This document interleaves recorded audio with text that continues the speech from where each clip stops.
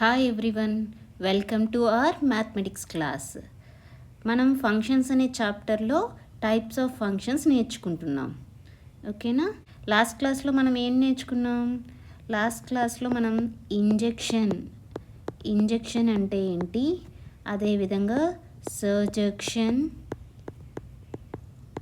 And bisection, ఈ 3 definitions నేర్చుకున్నాం. Okay, very important definitions. వీటిని మనం ప్రాబ్లమ్స్లో యూజ్ చేస్తాం అండ్ థీరమ్స్ చేసేటప్పుడు కూడా యూజ్ చేస్తాం. ఓకేనా? సో ఎవరైనా ఈ క్లాస్ వినని వాళ్ళు ఉంటే వాళ్ళ కోసం నేను ఈ క్లాస్ యొక్క లింక్ని డిస్క్రిప్షన్లో ఆ క్లాస్ యొక్క లింక్ పెడతాను, చూడండి. Okay, next already injection, సర్జెక్షన్, bisection అయిపోయింది. ఇంకా మనం ఇప్పుడు ఏం నేర్చుకోవాలి టైప్స్ ఆఫ్ ఫంక్షన్స్లో? ఇంకా మనకి equality of functions, constant function and identity function. So ఈ 3 టైప్స్ ఆఫ్ ఫంక్షన్స్ ఉన్నాయి. ఇవి కంప్లీట్ అయితే మనం నెక్స్ట్ ప్రాబ్లమ్స్ స్టార్ట్ చేద్దాం. ఓకేనా? Let's start the class. So చూడండి, equality of functions. Equality of functions అంటే ఎప్పుడైనా 2 ఫంక్షన్స్ తీసుకున్నాం అనుకోండి, ఎఫ్-జీ అనేవి 2 ఫంక్షన్స్ తీసుకున్నాను. ఎఫ్-జీ అనేవి ఏంటి? 2 ఫంక్షన్స్. ఈ ఎఫ్ అండ్ జీ అనేవి ఈక్వల్ అవుతున్నాయి అని చెప్పాలంటే ఇక్కడ 2 కండిషన్స్ సాటిస్ఫై అవ్వాలి. ఫస్ట్ కండిషన్, 2 ఫంక్షన్స్ యొక్క డొమైన్స్ అనేవి ఈక్వల్ అవ్వాలి. ఏమవ్వాలి? Domain of f is equal to domain of g అవ్వాలి. అదేవిధంగా సెకండ్ కండిషన్ ఏం సాటిస్ఫై అవ్వాలి అంటే f of X is equal to G of x for every x belongs to domain of f. Okay, so ఇక్కడ 2 conditions ఏం satisfy అవ్వాలమ్మా? ఏవైనా 2 functions equal అని చెప్పాలి అంటే ఆ 2 ఫంక్షన్స్ యొక్క డొమైన్స్ అనేవి ఈక్వల్ అవ్వాలి అండ్ డొమైన్ ఆఫ్ ఎఫ్లో తీసుకునే ప్రతి ఎలిమెంట్ యొక్క ఎఫ్ ఇమేజ్, జీ ఇమేజ్ అనేవి ఈక్వల్ అవ్వాలి. ఎప్పుడైతే ఆ 2 ఫంక్షన్స్ ఈ 2 కండిషన్స్ సాటిస్ఫై అవుతాయో then we can say that F and G are equal. F G అనే ఫంక్షన్స్ ఏం చెప్పొచ్చు? ఈక్వల్ అని చెప్పొచ్చు. అండ్ మనం ఈక్వల్ అనేది ఏ విధంగా రాస్తాం? F is equal to G. ఈ విధంగా రాస్తే ఎఫ్-జీ అనే 2 ఫంక్షన్స్ ఈక్వల్ అని మీనింగ్. ఇప్పుడు ఈ డెఫినేషన్ యూజ్ చేసి మనం ఒక ప్రాబ్లం సాల్వ్ చేద్దాం. ఏంటంటే ఇక్కడ చూడండి, క్వశ్చన్ ఏమి ఇస్తున్నానంటే ఆన్ వాట్ డొమైన్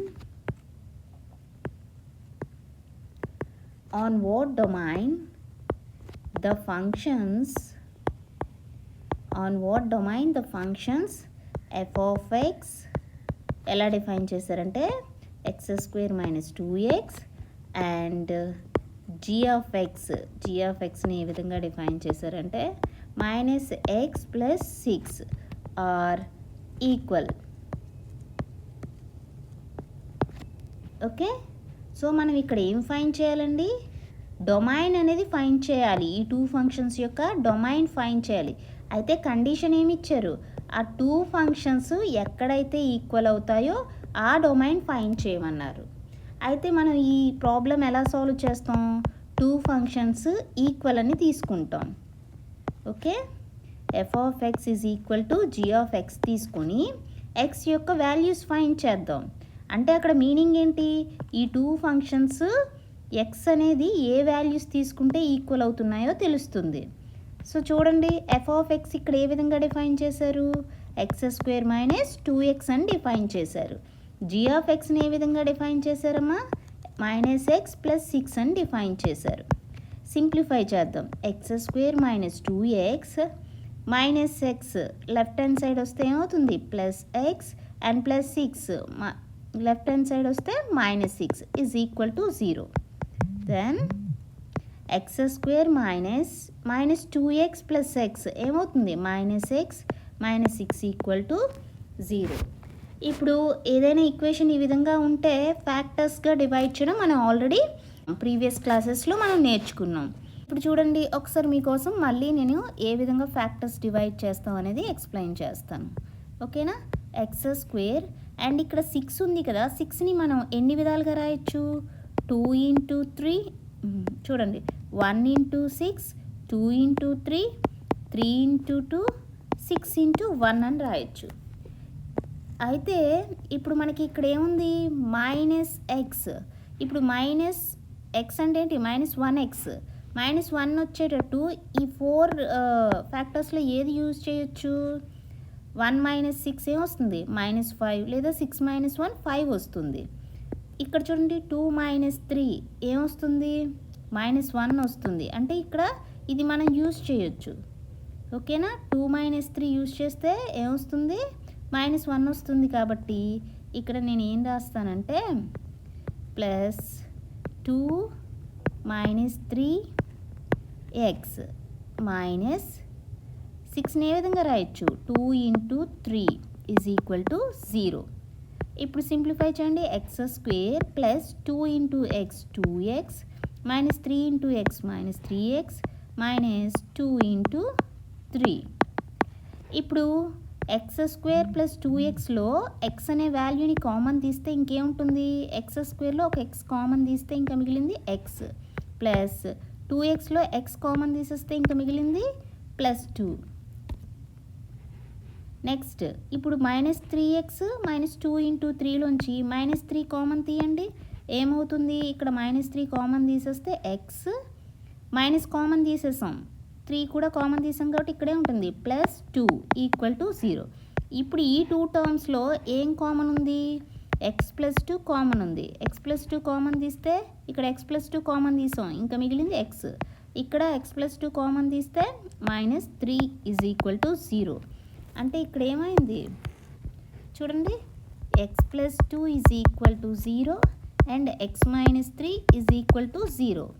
ఇక్కడ x వాల్యూ ఏమైంది? -2 and x is equal to 3. అంటే f(x) is equal to g(x) ఎప్పుడవుతుందమ్మా?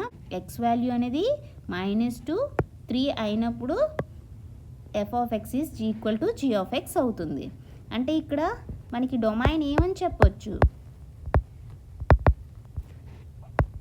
Set of -2, 3. ఎందుకంటే ఈ వాల్యూస్ దగ్గర మాత్రమే f అనేది gకి ఈక్వల్ అవుతుంది. అదే కదా ఫైండ్ చేయమన్నారు. On what domain f and g are equal. అర్థమైందా? సో ఈ విధంగా మనం ఈ డెఫినేషన్ యూజ్ చేసి ప్రాబ్లమ్స్ సాల్వ్ చేయొచ్చు. నెక్స్ట్ టైప్ ఆఫ్ ఫంక్షన్ ఏంటి? Constant function. చూద్దామా? చూడండి, కాన్స్టెంట్ ఫంక్షన్ అంటే ఏంటంటే, ఇప్పుడు నేను f అనేది ఫ్రమ్ a to b ఒక ఫంక్షన్ అని తీసుకున్నాను. f from a to b అనేది ఫంక్షన్. ఈ ఫంక్షన్ కాన్స్టెంట్ ఫంక్షన్.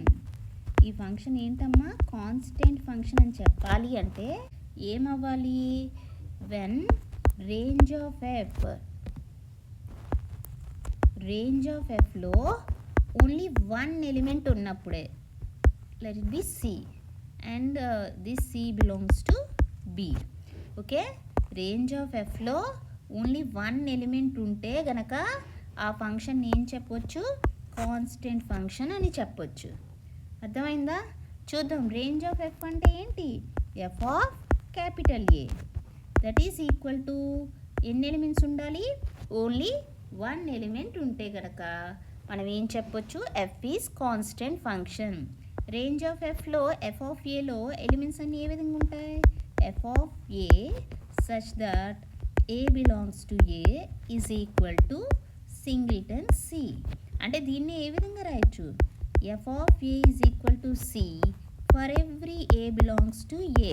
అంటే డొమైన్లో ఏ ఎలిమెంట్ తీసుకున్నా సరే ఆ ఎలిమెంట్ యొక్క f ఇమేజ్ అనేది దేనికి ఈక్వల్ అవ్వాలి? cకి ఈక్వల్ అవ్వాలి. c అనేది ఏంటి? Some fixed element in b.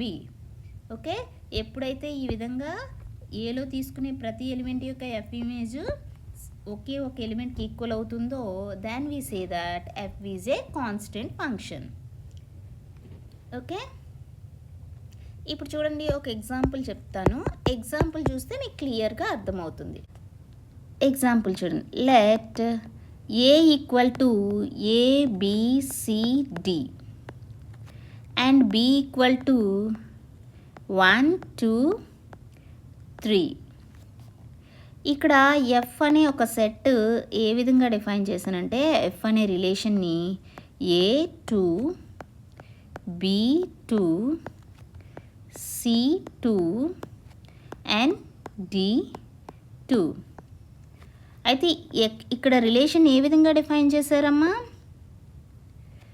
A B అనేవి 2 సెట్స్. ఏలో ఎలిమెంట్స్ ఏంటి? ABCD.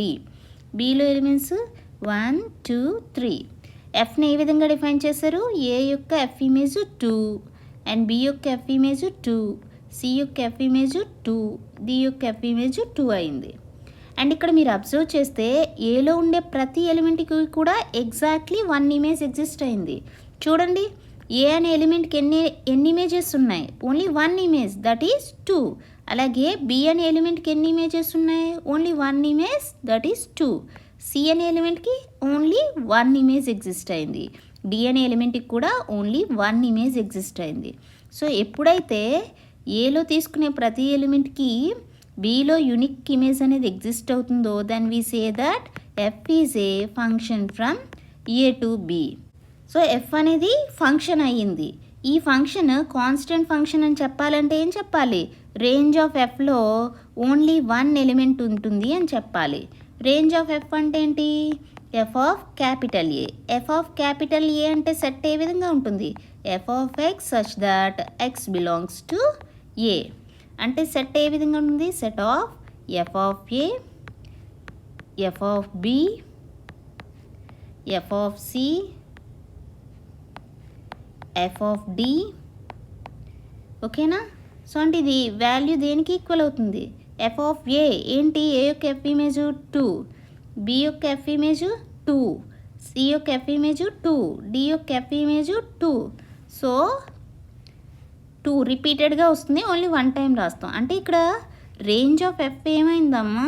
రేంజ్ ఆఫ్ ఎఫ్లో మనకి ఓన్లీ 1 ఎలిమెంటే ఉంటుంది. కాబట్టి మనం ఈ ఎఫ్ని ఏమని చెప్పొచ్చు? కాన్స్టెంట్ ఫంక్షన్ అని చెప్పొచ్చు. ఎఫ్ని ఏమని చెప్పొచ్చు? కాన్స్టెంట్ ఫంక్షన్ అని చెప్పొచ్చు. అండ్ ఈ కాన్స్టెంట్ ఫంక్షన్ని సితో డినోట్ చేస్తాం. అర్థమైందా? ఇది కాన్స్టెంట్ ఫంక్షన్. ఎగ్జాంపుల్ కూడా చూసాం కదా. Next type of function identity function. Identity function చూడండి. Let A be a non empty set. A అనేది ఏంటమ్మా? Non empty set. Non empty means what? A contains at least 1 element. అంటే నాన్ ఎంప్టీ అంటే ఏలో at least ఒక ఎలిమెంట్ అయినా ఉంటుందన్నమాట. ఓకేనా?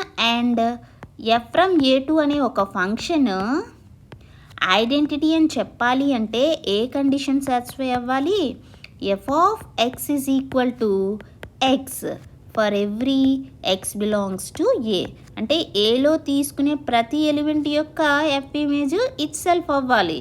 Then we say that F is identity function on A. Identity function on A and it is denoted by IA. Suppose F from B to B identity function చెప్పాను అంటే అదేంటి? Identity function on B and it is denoted by IB. ఓకేనా? Example ఏంటి చూడండి. A equal to set ABC. ఈ A అనే set మీద నేను ఒక రిలేషన్ డిఫైన్ చేస్తున్నాను. F is equal to A comma A set of order pairs A comma A, B comma B, C comma C. ఈ రిలేషన్ ఏ విధంగా డిఫైన్ అయిందో చూడండి. It is clearly subset of A cross A. ఎందుకంటే first element from A and second element కూడా from set A. కాబట్టి it is subset of A cross A. And Cartesian product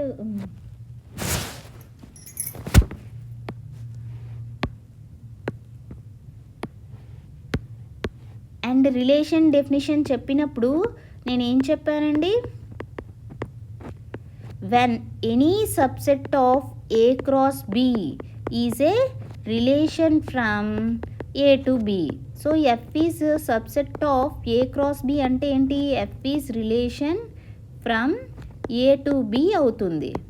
ఓకేనా. అదేవిధంగా ఇంకొక పాయింట్ చెప్పాను అక్కడ, F is subset of A cross A అంటే ఇక్కడ 2 సెట్స్ సేమ్ సెట్ అయినప్పుడు Fని ఏమంటామంటే F is బైనరీ రిలేషన్.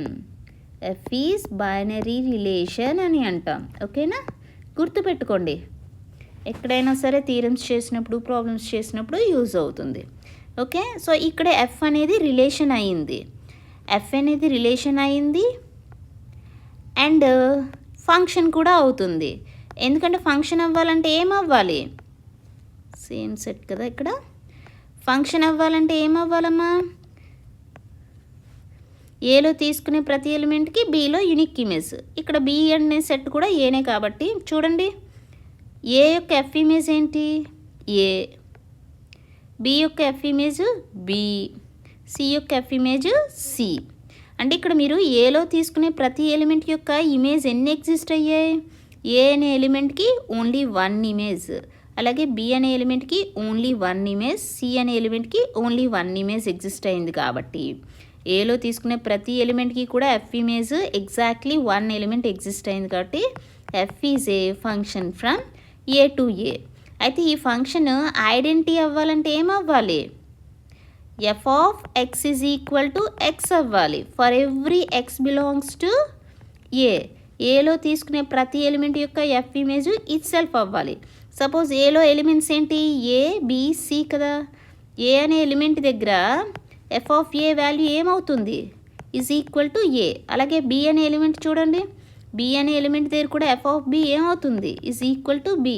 అదేవిధంగా సి అనే ఎలిమెంట్ దగ్గర ఎఫ్ ఆఫ్ సి వాల్యూ ఏమవుతుంది సి. అంటే మీరు ఏలో ఏ ఎలిమెంట్ తీసుకొని దాని యొక్క ఎఫ్ ఇమేజ్ ఏమవుతుంది ఇట్ సెల్ఫ్ అవుతుంది. దేర్ ఫోర్ మనం ఏం చెప్పొచ్చు, F from F is identity